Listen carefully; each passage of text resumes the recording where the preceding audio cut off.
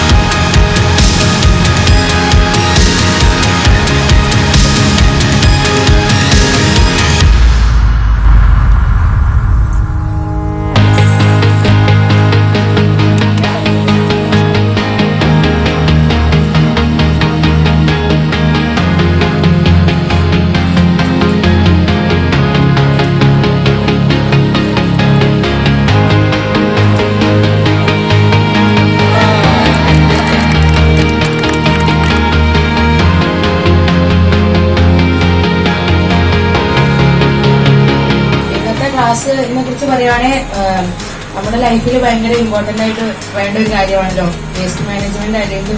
അപ്പൊ അതിനെ കുറിച്ചിട്ട് കറക്റ്റ് ആയിട്ടുള്ള ഒരു ധാരണ കിട്ടാൻ ഇന്നത്തെ ക്ലാസ് കൊണ്ട് സാധിച്ചു. പിന്നെ ഇപ്പൊ പ്ലാസ്റ്റിക്കിന്റെ വേസ്റ്റ് ആയാലും ഏത് വേസ്റ്റിന്റെ കാര്യങ്ങളായാലും മാനേജ് ചെയ്യാനുള്ള എല്ലാ കാര്യങ്ങളും സാർ പറഞ്ഞത് വളരെ കൃത്യമായിട്ട് മനസ്സിലാക്കാൻ പറ്റി. പിന്നെ ഇനിയിപ്പോ പ്ലാസ്റ്റിക്കിന്റെ യൂസേജ് ആയാലും വേസ്റ്റിന്റെ മാനേജ്മെന്റ് ആയാലും ഞങ്ങളുടെ ഭാഗത്തുനിന്ന് അത് കൃത്യമായി ചെയ്യാൻ കഴിയുമെന്ന് വിചാരിക്കുന്നു.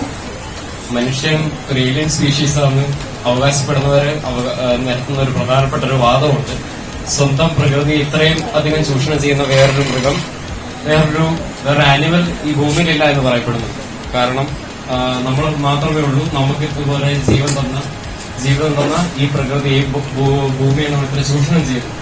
അപ്പോൾ അതൊക്കെ ഒന്ന് കുറയ്ക്കാനും ഏതൊക്കെ രീതിയിലാണ് നമ്മൾ പ്രകൃതിയെ ചൂഷണം ചെയ്യുന്നതെന്നും നമ്മുടെ ഏതൊക്കെ ആക്ഷൻസ് ആണ് പ്രകൃതിക്ക് മോശമായിട്ട് ബാധിക്കുന്ന എന്നൊക്കെ മനസ്സിലാക്കാൻ സാധിച്ചതിന് മനസ്സിലാക്കി തന്നതിന് നന്ദി പറയും. ഇവിടെ വന്നപ്പോ തന്നെ ഞാൻ ശ്രദ്ധിച്ചത് ഇവിടുത്തെ അന്തരീക്ഷമായിരുന്നു. വളരെ നല്ല നല്ല പ്രകൃതിയോട് ഇണങ്ങിയ അന്തരീക്ഷം ആദ്യമായി തന്നെ എനിക്ക് ഇഷ്ടമായി.